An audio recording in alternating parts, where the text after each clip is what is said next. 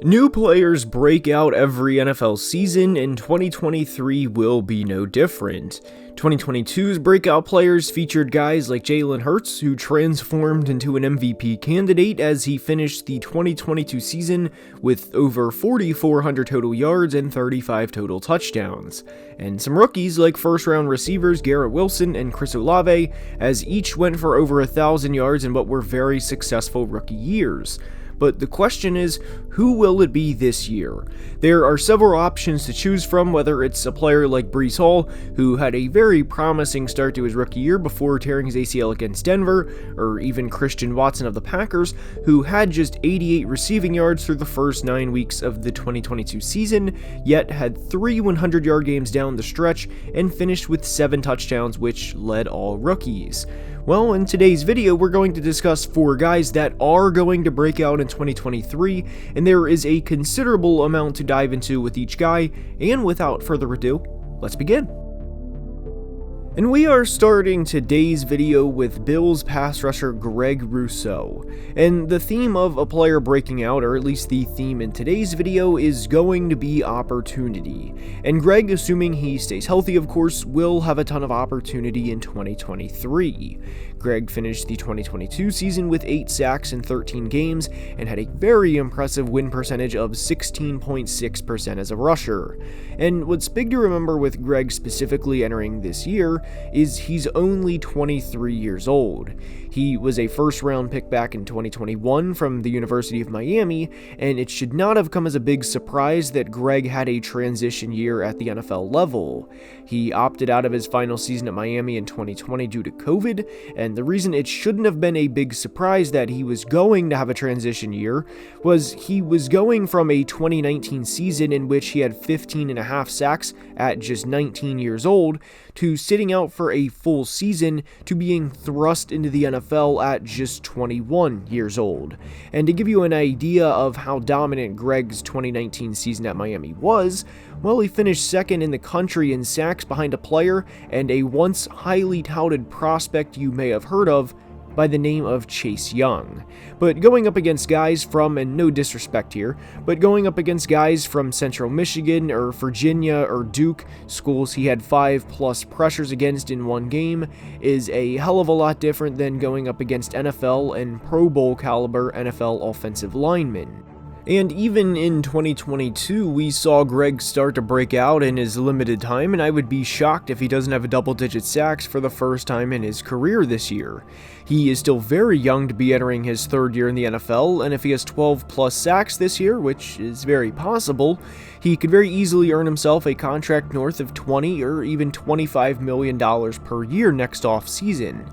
And it would make a lot of sense for Greg to go ahead and sign a big contract like that, and because he entered the league so young, he will have the opportunity to not only sign a second contract, which players strive to do, but if he plays his cards right, he could have the opportunity to sign a 3rd contract at 27 or 28 years old. We are projecting Greg to have a double-digit sack season in 2023 and followed up with a DK Metcalf type contract, and for reference, DK signed a 3-year $72 million contract, and Greg could parlay this into not just 1, but 2 big paydays later in his career. Having a healthy Von Miller opposite of him will be huge, and I don't think it's a coincidence Greg had 5 sacks in the first 7 games last year. It usually takes pass rushers a couple of years to truly develop, and at 23 years old in what will be his 3rd year, I think Greg Rousseau breaks out in a big way. And from Buffalo to Baltimore we go to discuss another 3rd-year player, and it's Rashod Bateman of the Ravens. I know Ravens fans have felt frustrated with Bateman at times, and it is frustrating to have a player go down with injuries in back-to-back years, because you want to see them not only succeed and help your team win games, but ultimately succeed for themselves personally as well. And it certainly doesn't make Ravens fans feel better when it takes a 10-second Google search to look up the 2021 draft or even hear about how loaded the 2021 draft is, which featured receivers that were drafted ahead of Rashod, like Jamar Chase, Jalen Waddle, and Devonta Smith, all of which have paid significant dividends for the franchises that drafted them. And while I don't necessarily think Bateman will ever be a 1,500-yard receiver or a guy that will contend for leading the NFL in receiving yards, I do think he can be a 1,000-yard guy for the next few years, and that will start with the 2023 season. And what has to be remembered for Rashod is he's only played 18 games so far in his career and has 800 yards in those 18 games. And in the final game he played in 2022 against Tampa, he played just 13 snaps and received a single target, so in reality he had 800 yards in what would equate to a full 17-game season. And to break this down even further, Rashod was put at an extreme disadvantage towards the end of the 2021 season, as the final game Lamar Jackson played was in Week 14 against the Browns. Tyler Huntley played well that game in relief, but did not in the ensuing games, and they even had the definition of a journeyman quarterback in Josh Johnson start a game for them, and, well,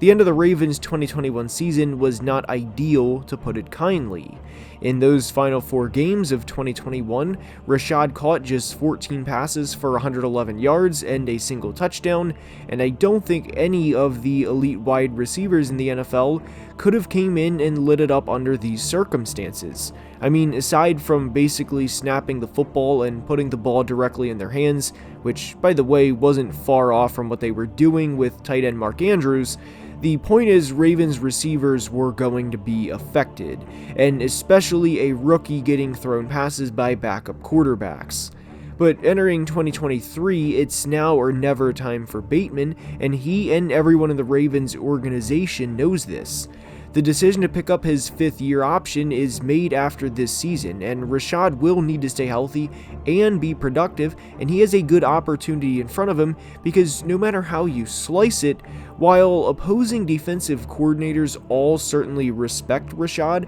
as he had 2 50-plus yard touchdowns last year, which certainly gets coaches' attention, he will never be the number 1 priority for opposing teams to stop. Teams will try and take out one of the best tight ends in the NFL in Mark Andrews, and they will, of course, try and limit Lamar's running ability, which, at minimum, puts Rashod 3rd on the list of priorities. And for a guy that's shown flashes like Rashod has, that's a huge opportunity, and he better make the most of it. Again, I don't think he'll ever lead the league in receiving yards, but he needs to be a move-the-chains type receiver that the Ravens can consistently rely on, and I think he can be, and it wouldn't surprise me at all if Bateman clears the 1,000-yard mark this year.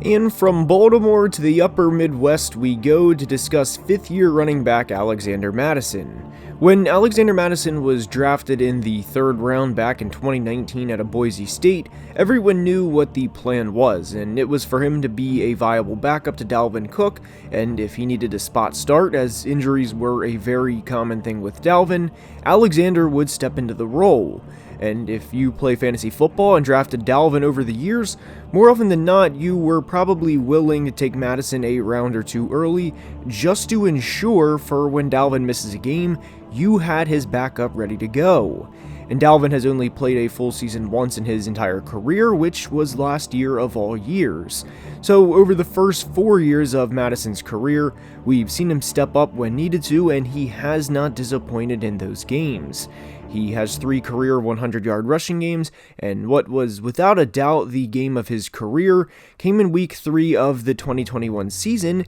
in a game the Vikings desperately needed to win over the Seahawks. They were 0-2 on the year with very tight losses against the Bengals and Cardinals and could not afford to start 0-3. Justin Jefferson would get his as he had over 100 yards and a touchdown, but with Dalvin Cook out, Mattison needed to answer the call, and he did, as he had 32 touches and over 170 yards of offense. Now, it would be ridiculous to think the Vikings are going to use Mattison in this manner every single game, and have a late 90s or early 2000s approach where a guy could get 350 or 400 carries a season, which is something former Falcons running back Jamal Anderson actually did in 1998. But what GM Kwesi Adofo-Mensah did this offseason to improve the roster favors Mattison in a big way. The Vikings' interior offensive line was not great in 2022, and their run game suffered from this. They finished 27th in rushing yards as a team and 26th in yards per carry, but the Vikings signed a good run-blocking tight end in Josh Oliver this offseason and extended fullback CJ Ham.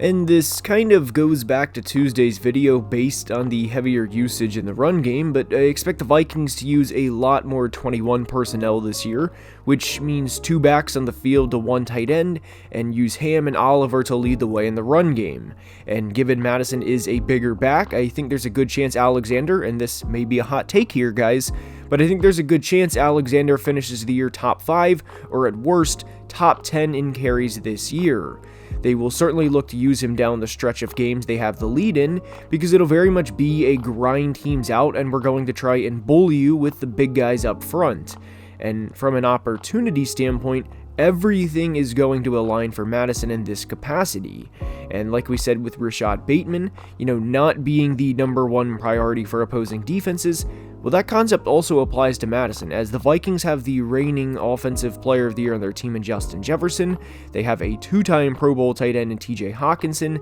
and they just spent a first-round pick on receiver Jordan Addison. So when you add everything up, Alexander Mattison has the potential to have a big year in 2023. And the next player may be a bit of a surprise because these guys aren't usually talked about, but we are going to discuss Panthers left tackle Ikem Ekwonu. I liked Icky a lot coming out of North Carolina State in the 2022 draft process and thought he would instantly improve an offensive line as he is a big, nasty guy in the trenches. But unfortunately for Ikem, he had quite the test in week 1 of his rookie year, as he had to face the one and only Myles Garrett. Not in his 3rd or 4th game, but in his NFL debut, and Myles got him for 2 sacks, and Ekwonu ultimately gave up 4 pressures on the day to the 4-time All-Pro. But instead of getting down or accepting that the NFL was going to kick his ass because he played what will probably be a future Hall of Famer in his NFL debut, Ikem buckled down and only allowed 4 sacks for the rest of the season. He allowed 27 pressures all year, which is very favorable compared to the 48 Charles Cross allowed or the 39 that Evan Neal of the Giants allowed.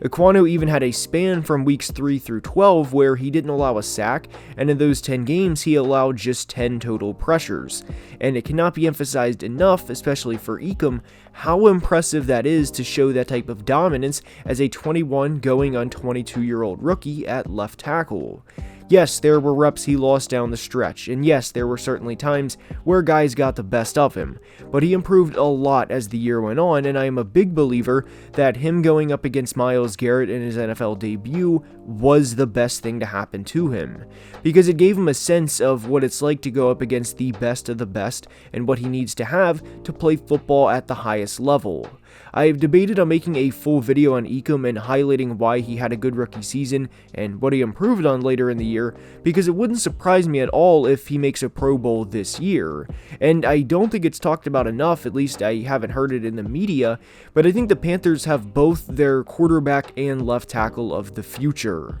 Only about 26% of people watching are subscribed, so if you are enjoying, please like the video and subscribe to the channel, as each only take a second to do and make a massive difference. Comment who you think will break out this year, and until next time, please be safe and have a great day. Love you guys.